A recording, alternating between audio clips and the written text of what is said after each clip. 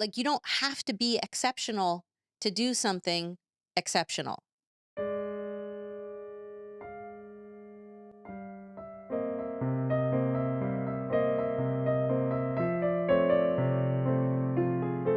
Hey, everybody, welcome to this episode of the Jeff Heilman Project. I'm Jessica Heilman, sitting across from the one and only What's up, ladies and Jeff gentlemen? Heilman. So, before we get started on today's episode, how was your week? You got back from a mini vacay in Long Beach, Couple of days California. chilling by the pool. Yeah. Chilling like a villain, resort Yeah. styling it up. Got to see my buddy Abdel Al-Nubani, who does, if you're looking for a famous painting from an impressionist French painter in the late 1800s, you can look up my buddy Abdel Al-Nubani. He started out selling cars, then he went to exotics. Now he's doing fine art. I was going to say, I'm like wondering, where is this going? Does he look like one of the artists, or so he sells? He sells fine art, one of a kind, impossible to get. Wow. Not Sotheby's, not Christie's, Abdel Al-Nubani. Okay, so there you go. If you're in the market and you flew, the car. I wasn't needed sure up to be until fixed. Saturday morning if I wanted to get away or not. Yeah. And then I finally made the decision I was going to get away. And then we had a flat tire problem with the car. We had a flat tire last week, took the tire in, got it fixed. Then the next day I had another flat tire that I thought was a slow leak and I could still drive to LA. But then I took it in to get it fixed in the morning. And they're like, we have 2 cheap tires, but we don't have the tires that you want. So I'm like, all right, I'll just bring it back on Tuesday because it's just a slow leak. It went from 46 PSI down to 38 PSI overnight. So I'm like, I'm good. I'm fine. And so I went to go fill it up and filled it up with air, drove it home, had breakfast, I think, or took a shower and came out and the tire was entirely flat in 3 minutes. So I'm like, that's something wrong. So then I Have take you it ever had one of those days? back to the tire store for the 4th trip this week to go have them say, all right, let's just get the 2 cheap tires and we'll put it on until Tuesday next week. And he says, oh, we sold one of the 2 cheap tires. So we'd have 1 new tire and 1 used tire. And I'm like, all right, well, we'll put new tires on. Okay, so then they go to put the new tires on. They find out the rim is cracked, which normally would be okay, except for the fact that I'd already booked a hotel to leave that night, and they couldn't get the tire And it was fixed. a same day hotel It was a reservation. same-day so hotel, can't there's cancel. no canceling. So I'm like, how do I get to LA with no car? Because my car doesn't need a tire. My car needs a wheel and a tire. And so Jessica went online while we were at lunch, and she's like, why don't you just fly? I'm like, I've looked at flights. It's more than the hotel for a week. And she goes, well, here's a flight for $200 from San Francisco, direct to LA, no problem. And so I jumped on a flight, which actually cost less than the gas would have cost. How about that? And I show up at the hotel 3 hours ahead of when I would have left if I didn't have tire problems. Modern conveniences, right? Amazing. So on today's episode, everyone who's listening, welcome. Those on Spotify and Apple and everywhere else that our Buzzsprout little Love the deliverer Buzzsprout. goes. Welcome. Buzzy For those Sprouty. of you on YouTube, watching on YouTube, hi.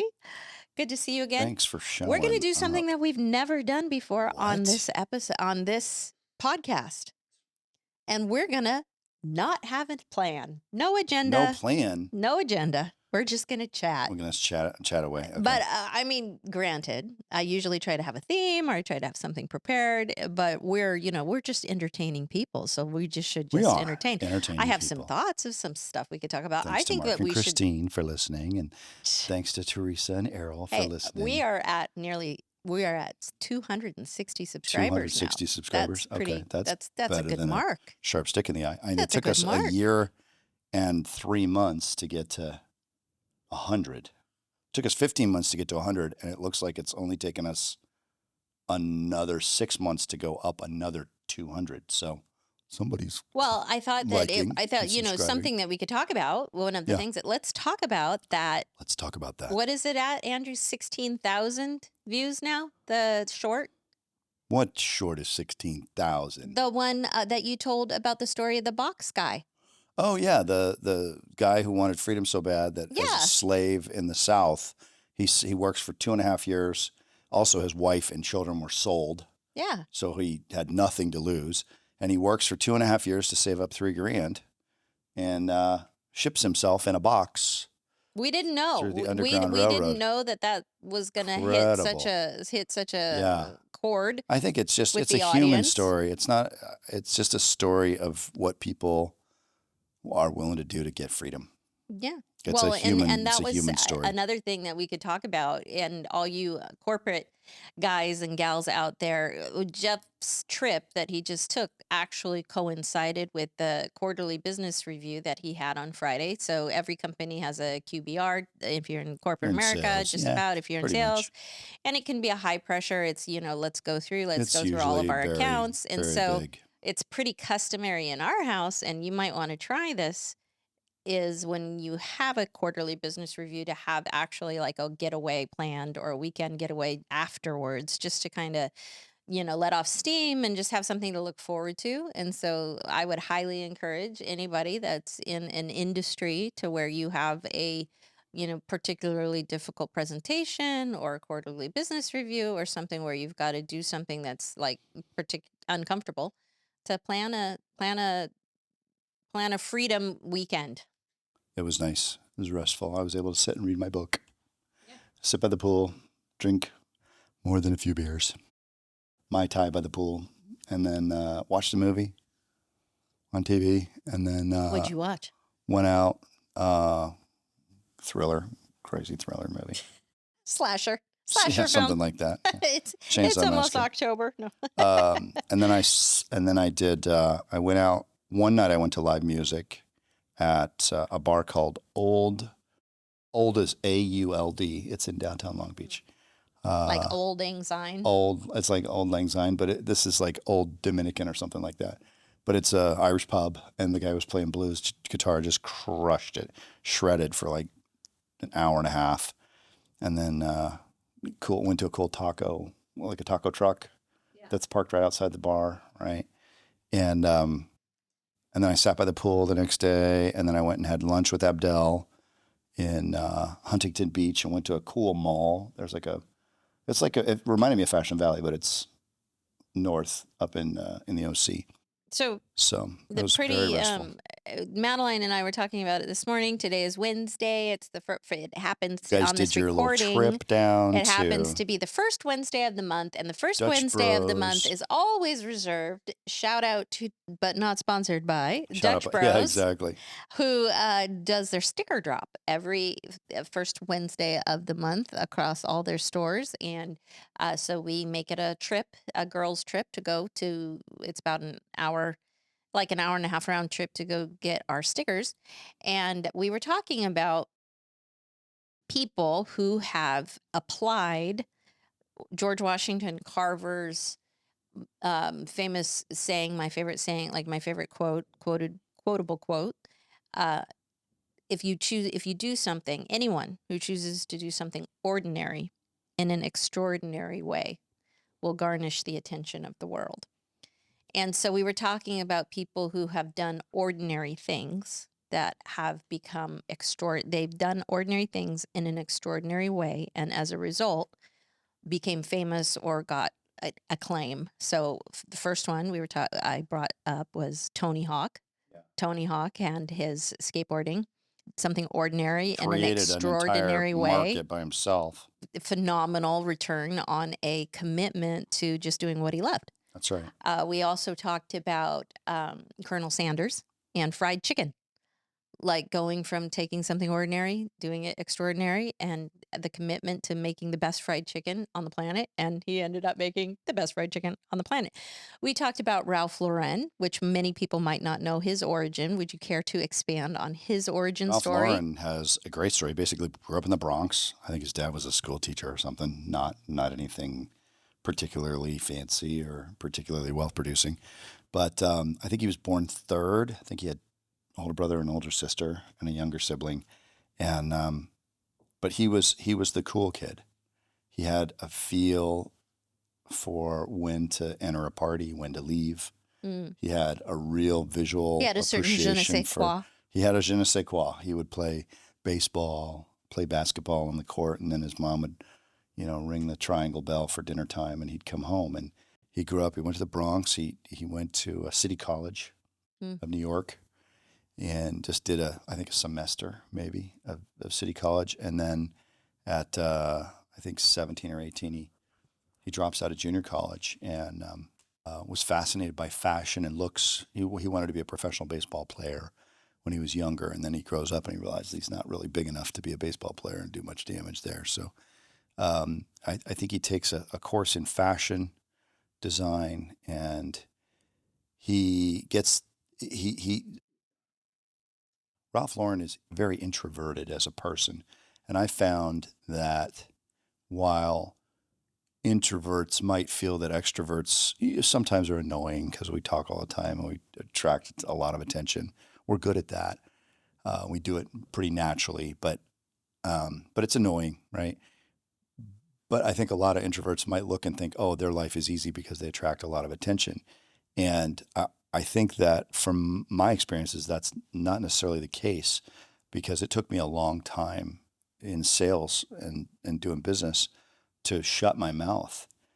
And when you're really good at talking and you're used to getting a lot of attention and making people laugh, having to go the other way and say, I'm gonna take that energy and I'm gonna use it to pull other people out of themselves. It's hard. It takes a lot of practice. It takes probably just as much practice as it does for the introvert to want to speak up, call and order a pizza, stand in front of a room and say something, be on a podcast, all these things, which I know you've grown in as you've practiced these things. So what I love about Ralph Lauren's story is that he's very shy, very quiet, not shy, but quiet. And he's really good at watching people. And so he's watching and he's getting pattern recognition for the changes in fashion. And he starts to realize that kind of post World War II in the 50s and the 60s, Polo Ralph Lauren was founded in 1967. I think Ralph Lauren was born in 1948. So he's 20 years old.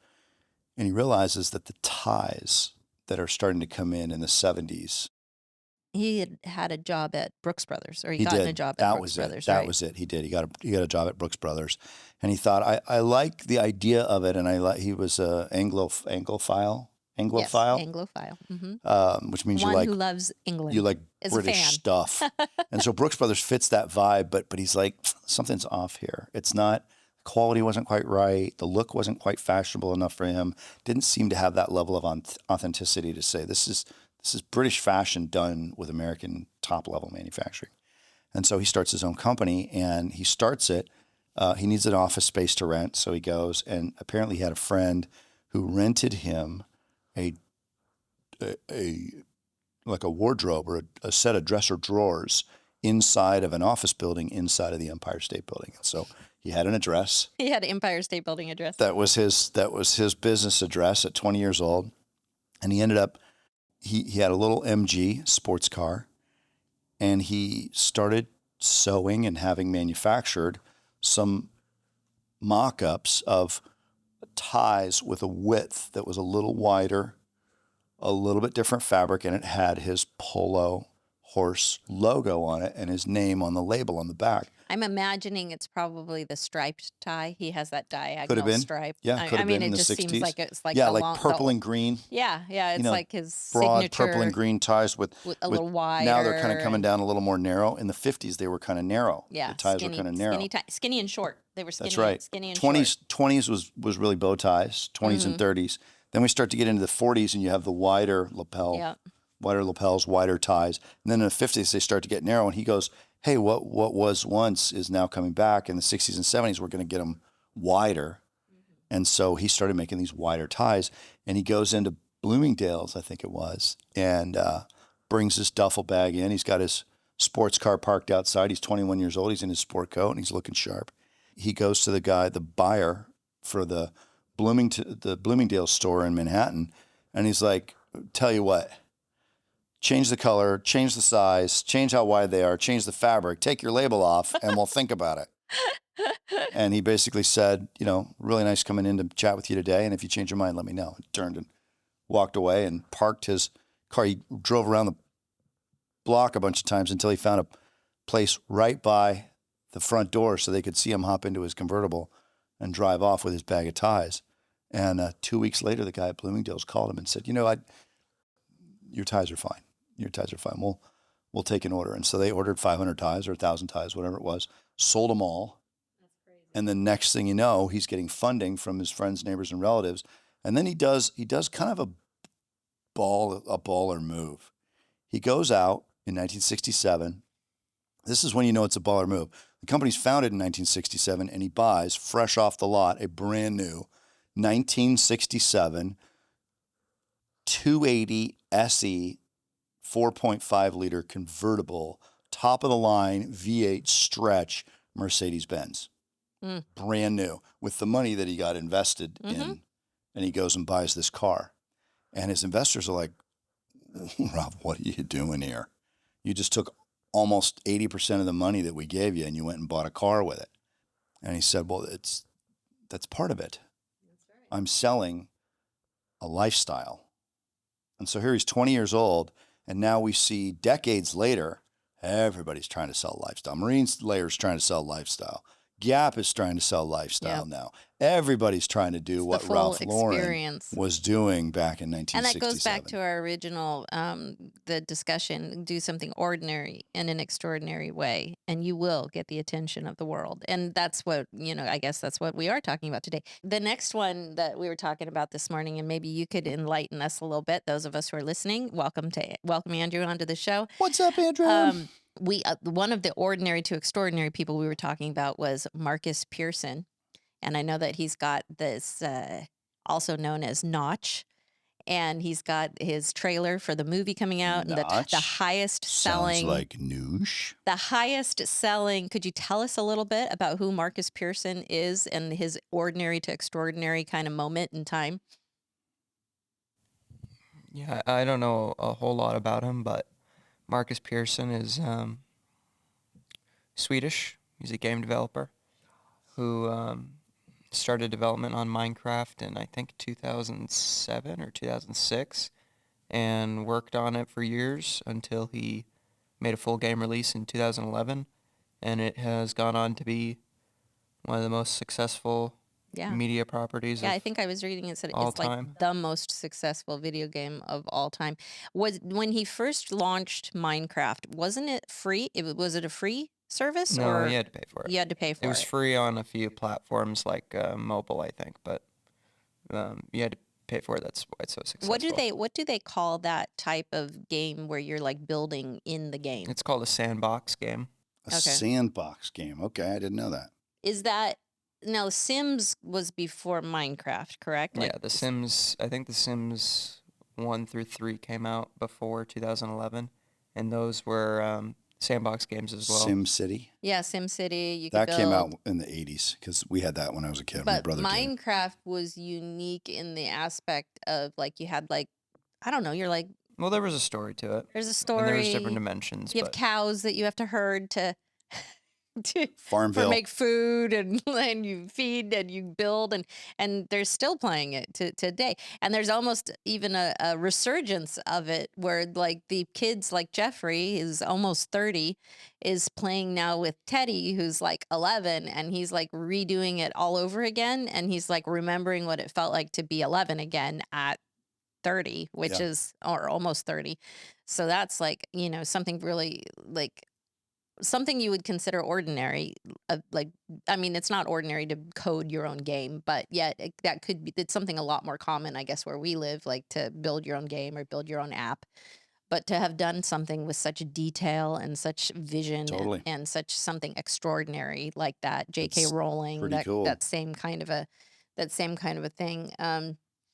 We also, we talked about Martha Stewart. Ordinary housewife. Started her business at 50 as an idea of people in her neighborhood having dinner parties and her concept of catering the food, but yet you don't tell, like you play it off like it's your own. Well, it was the whole thing was it's her food served in your dishes. Right. So it was called a catered affair. Right. was the name of her business, which I thought was great. And it was her. It And was basically DoorDash before DoorDash. well, it's private chef on demand Yeah. in your dishes and without anybody knowing. And who's the Ina, the Garden, private Coachella, or what's her name? the Barefoot Contessa. Barefoot Contessa. Yeah. Yeah. Ina Gardner, and they Ina did Gardner. that business together. But like, so I guess, if we could encourage anybody, and that's the kind of why Madeline and I were talking about it, is she was talking, we have these discussions on the way to Dutch Bros. And we were just talking about like when you don't have to be exceptional to do something exceptional.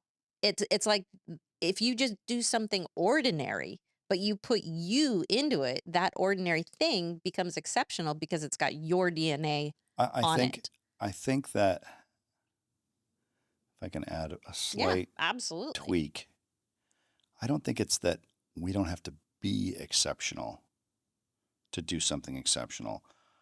I think it's that we are exceptional. Yeah. And all we have to do is let ourselves be what we already are. And what I mean by that is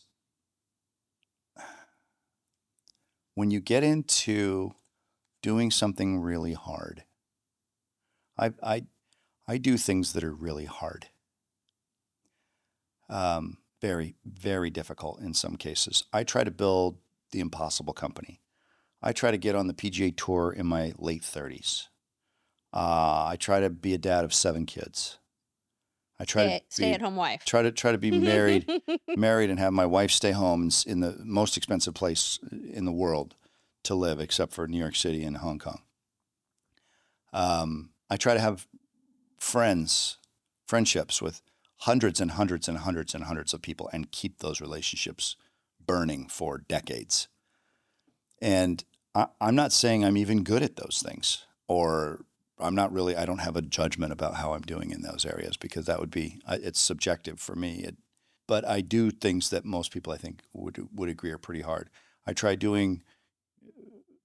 working for peanuts for years to try to get a company over the edge, or taking on new products to sell that nobody wants because I see something that could be. And there are a lot of words that somebody could use to describe somebody like that, which I'm not going to do. But if you do something that's really hard for a really long time, and you're trying and trying and trying and trying and trying, you start to get numb to the everyday thing, and your mind starts to go into a different realm of being able to imagine any possible leverage point or competitive advantage or anything you could do to try to make the thing work. And I think with that, you start looking at things like supreme health, hydration, cutting drinking, cutting smoking, lifting, stretching. People talk about sitting's the new smoking. Well, I think stretching is the new Olympian. I think stretching's the new lifting.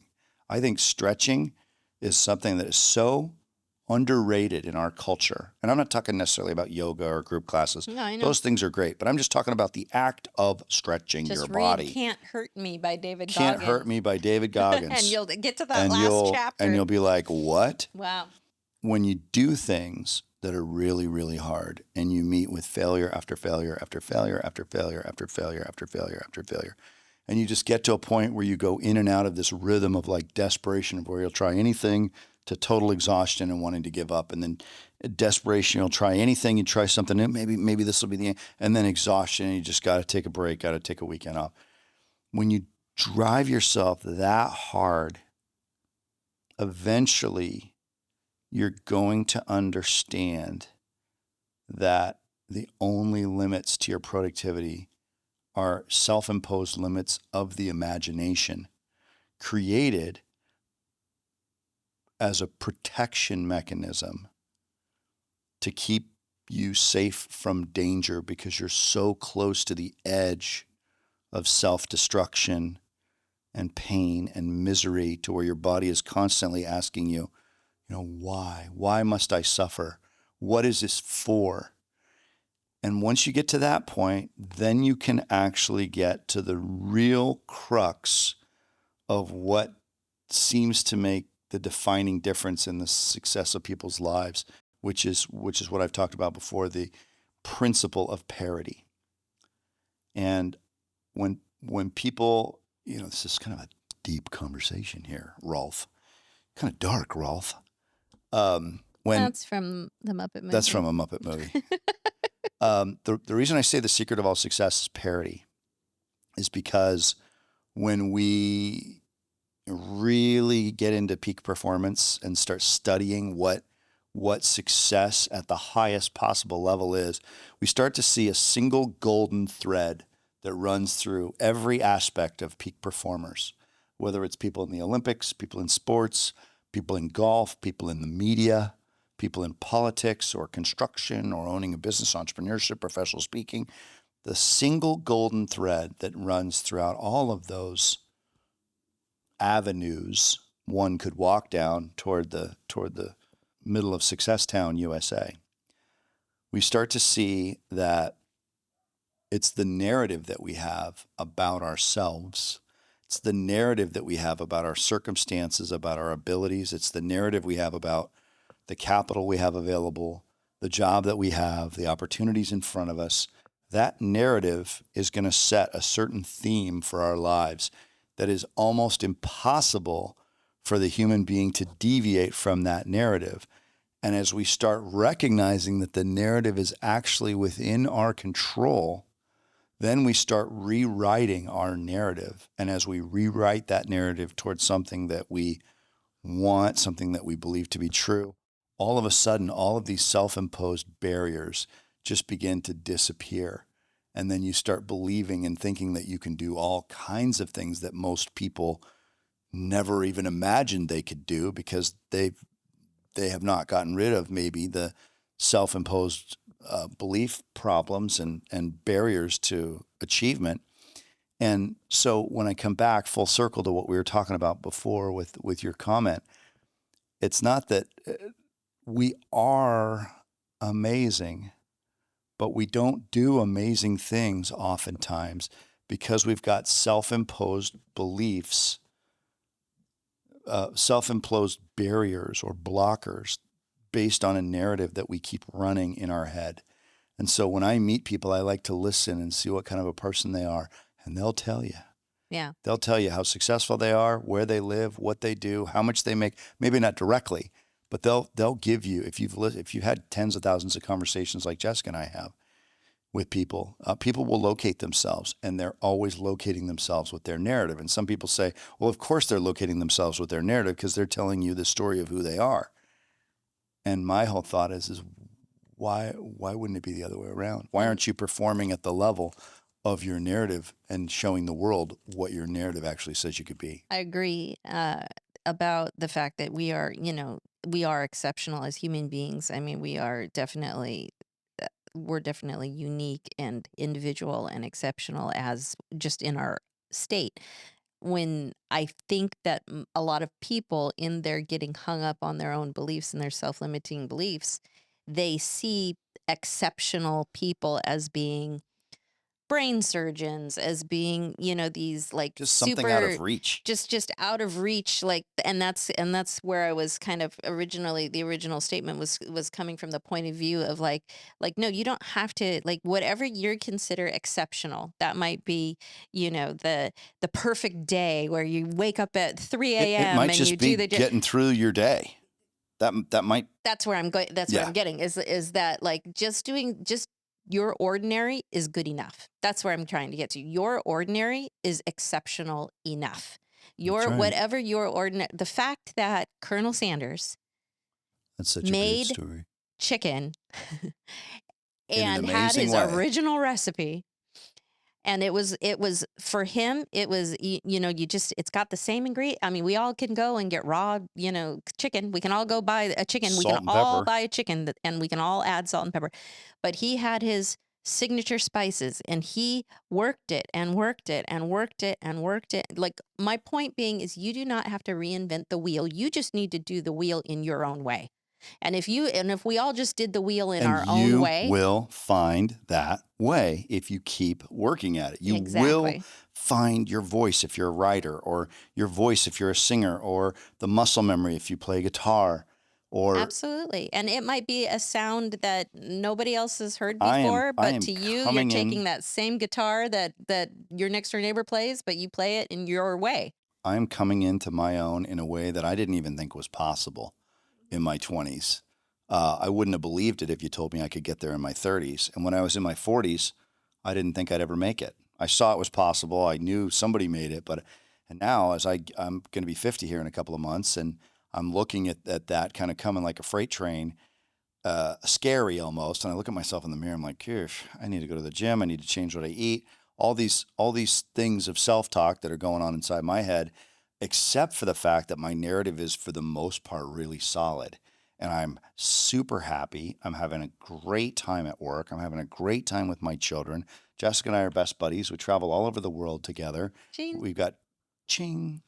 What's the thing with the I don't know I what don't that know. thing is, but the that thing, I don't know what it is.